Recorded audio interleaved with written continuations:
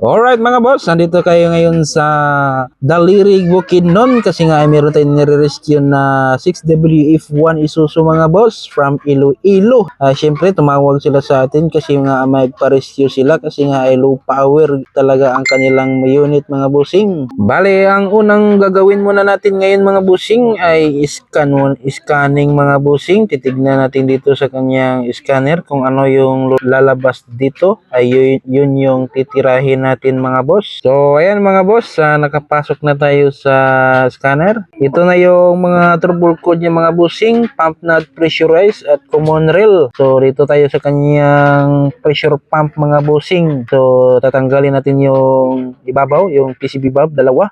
I-repair natin yan mga bossing at saka yung common rail sensor ay papalitan din natin. So ayan mga boss, natanggalan natin yung dalawang PCB valve mga bossing. So gagawin natin dito mga bossing is i-repair natin to kasi nga ay pump not pressurized yung lalabas sa scanner. Tapos itong common rail ay siyempre papalitan din natin mga boss kasi lumabas dun sa may scanner mga boss. Fast forward na tayo mga boss, ay kinabit na natin yung mga sensor sa may pressure pump at saka yung common rail sensor napalitan na rin natin. So ngayon ay pump na natin mga boss. Titingnan natin kung hindi na ba siya mag-low power. I-road test na natin ito mga boss pagkatapos natin paandar ito. So paandarin muna natin. Kung magbi-bleed kayo dito sa may kanyang pressure pump mga boss, so dito sa may gilid ng hand primer, so maliit na 10mm lang. So dyan kayo magbi-bleed mga bossing.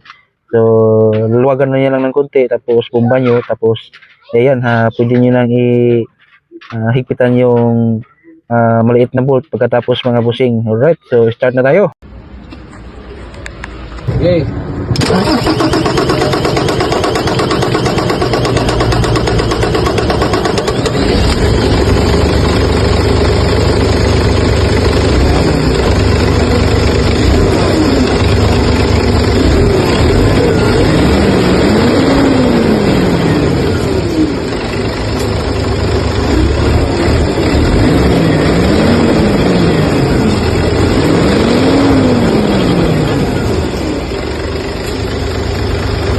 Alright mga boss, naka-under na tayo. So titignan natin ngayon kung okay na ba yung unit. So pwede na natin ito ipatagbo mga bossing dun sa may Mangima. So uwi pa sila ng Iloilo City mga boss.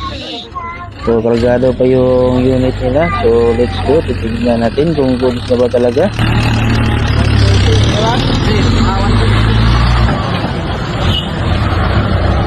Pagkatapos namin na patagbo mga busing, andito na kami sa may bandang Alai mga busing. So far so good naman yung unit, hindi na daw nag low power. So salamat sa inyong pagtiwala mga busing. Ingat kayo palagi sa inyong mga biyahe mga busing. Bahalag hinahinay basta kanunay lang.